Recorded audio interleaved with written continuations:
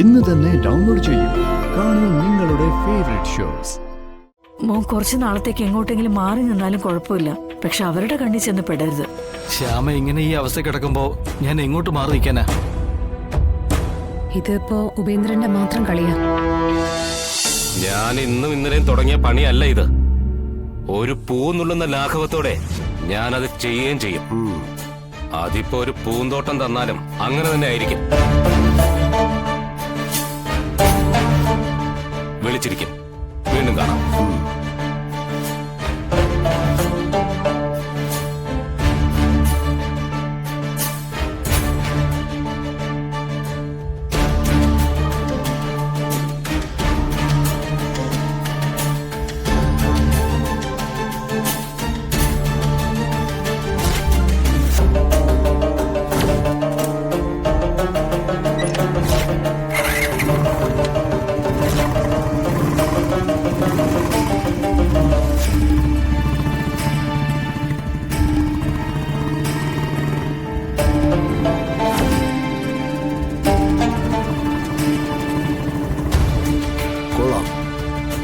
ൂശിട്ടുള്ളവനാ.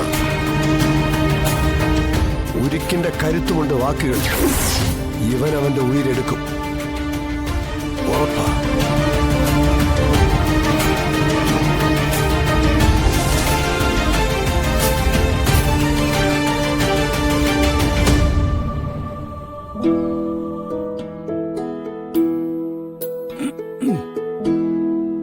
ചായ ഇതെന്താ ഈ സമയത്തൊരു ചായ? കുടിക്കരാകേട്ടാ.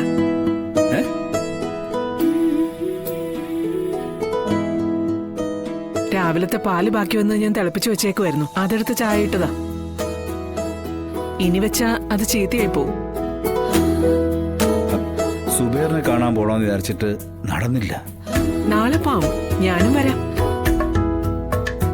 ഒന്ന് ചെന്നുകണ്ട് വിശേഷങ്ങൾ തിരക്കി പോന്ന സുബൈറിന് അതൊരു ആശ്വാസമാവേ. നമ്മളെ കൊണ്ട് കാശുകളിൽ സഹായിക്കാൻ പറ്റില്ലായിരിക്കും. പക്ഷേ മാനസിക ധൈര്യം കൊടുക്കാൻ പറ്റിയേക്കുവേ. അത് ഈ സമയത്ത് സുബേറിന് ഗുണം ചെയ്യുകയും ചെയ്യുവേ.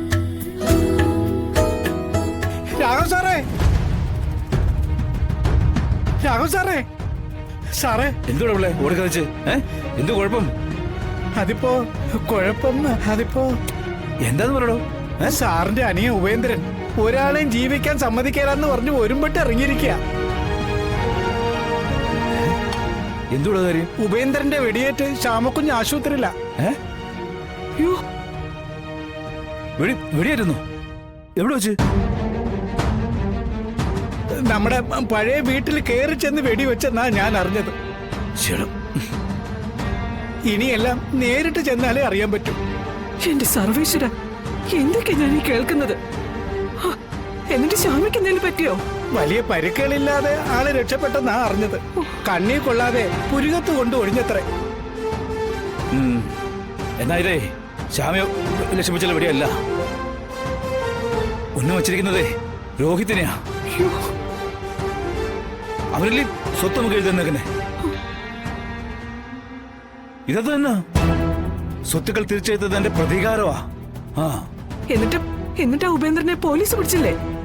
ചന്ദ്രബോസിന്റെ പോലീസല്ലേ ഉപേന്ദ്രന് തൊടുവോ? ഇത് എല്ലാരും കൂടി ചേർന്ന് നടത്തിയ ഒരു പരിപാടിയാ സത്യാമ്മേ. രാഘവൻ സാറ് പറഞ്ഞ പോലെ സ്വപ്നം കണ്ട മുതല് കൈവിട്ട് പോയതിന്റെ നിരാശയാ. അവനെ പിടിച്ച് അകത്തിട്ടിട്ട് നല്ല പൊട്ടിയിൽ കൊടുക്കണം. അവന്റെ മനസ്സ് നിറയെ ചതിയ. അവർ ആ വലിയ വീട്ടില് ഇനി ഇതുപോലെ ഒറ്റയ്ക്ക് താമസിക്കുകയാണെങ്കിൽ ഇനി ഇതിലും വലിയ അപകടമുണ്ടാവും.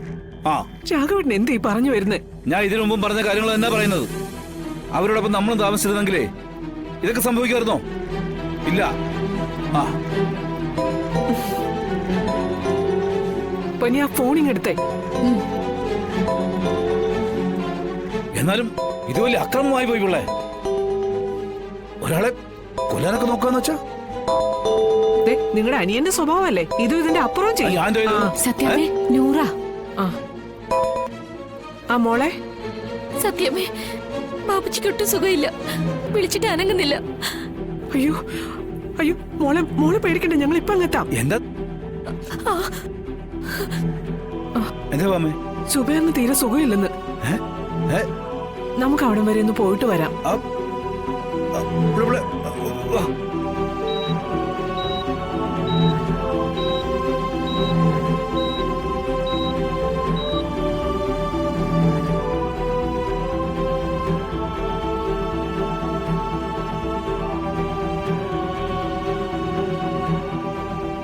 നീ ഇനി ഒറ്റയ്ക്ക് ആ വീട്ടിൽ താമസിക്കാൻ അത്ര സേഫ് ആയിരിക്കില്ല. കാരണം ഉപേന്ദ്രൻ വെറി പിടിച്ച് ഓടി നടക്കുക.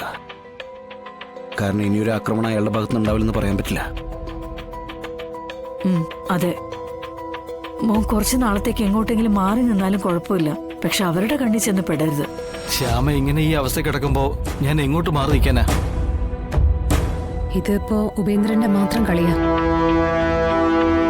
പണം നഷ്ടപ്പെട്ടതിന്റെ പക അത് അയാളുടെ ഉള്ളിൽ ഉള്ളിടത്തോളം കാലം അയാൾ പ്രശ്നങ്ങൾ ഉണ്ടാക്കിക്കൊണ്ട് തന്നെ ഇരിക്കും. ഇനിയിപ്പോ നമ്മുടെ ഭാഗ്യത്തിനാ മറ്റപകടങ്ങളൊന്നും സംഭവിക്കാതിരുന്നത്. പക്ഷെ ഈ ഭാഗ്യം എപ്പോഴും കിട്ടിയെന്ന് വരില്ലല്ലോ. ഡിസ്ചാർജ് ആവുമ്പോ ശ്യാമയും കൂട്ടി നമുക്ക് നമ്മുടെ വീട്ടിൽ പോയി നിൽക്കാം. അവിടെ ആവുമ്പോ ആളനക്കം ഉണ്ടല്ലോ. പെട്ടെന്ന് ഒരു ആക്രമണത്തിന് എന്തായാലും ആരും ഒന്നും മടിക്കും. നമുക്ക് ആലോചിക്കാം. എന്തായാലും ഈ കടമ്പ ഒന്ന് കടക്കട്ടെ. എനിക്ക് എന്റെ ജീവന് പേടിയൊന്നുമില്ല. എന്തും നേരിടാനുള്ള ആത്മവിശ്വാസമുണ്ട്. പക്ഷേ അതുപോലെയല്ലല്ലോ എന്നെ ആശ്രയിച്ച് കഴിയുന്നവരുടെ കാര്യം. ഇനി ഇതുപോലൊരു ഷോക്ക് ശ്യാമയ്ക്കുണ്ടാവാൻ പാടില്ല.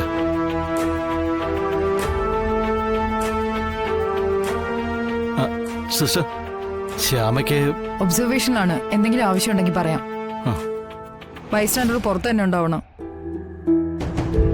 സിസ്റ്ററെ, വല്ല വെള്ളമോ ചായയോ വല്ലതും വേണമെങ്കിലോ? പറഞ്ഞില്ലേ, എന്തെങ്കിലും ആവശ്യമുണ്ടെങ്കിൽ ഞാൻ പറയാം.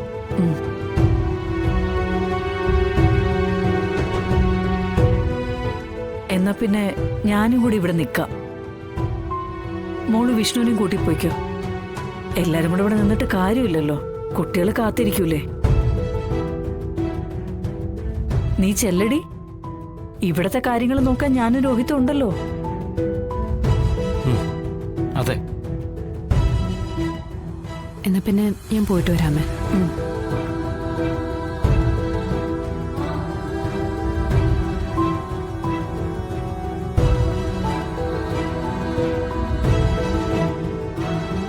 ചെല്ല് വിഷ്ണു. ഇവിടെ നീ വിളിക്ക.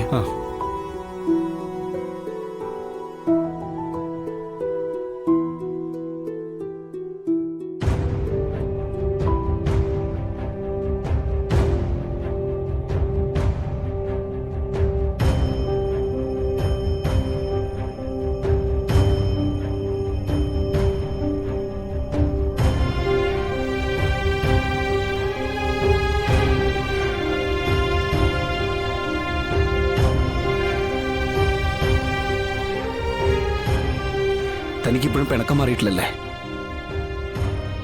എടോ, ഇവിടെ തന്നെ അപമാനിക്കാൻ വേണ്ടിയിട്ടോ നാണം കെടുത്താൻ വേണ്ടിയിട്ടല്ലോ ഞാൻ അങ്ങനെ ചെയ്തേ. മനഃപൂർവ്വം വൈകിയതുമല്ല. എടോ, നമുക്ക് ഒന്നിച്ച് താമസിക്കാൻ വേണ്ടിയിട്ട് ഒരു വീട് നോക്കണമെന്ന് കമലം പറഞ്ഞപ്പോ പോയതാ.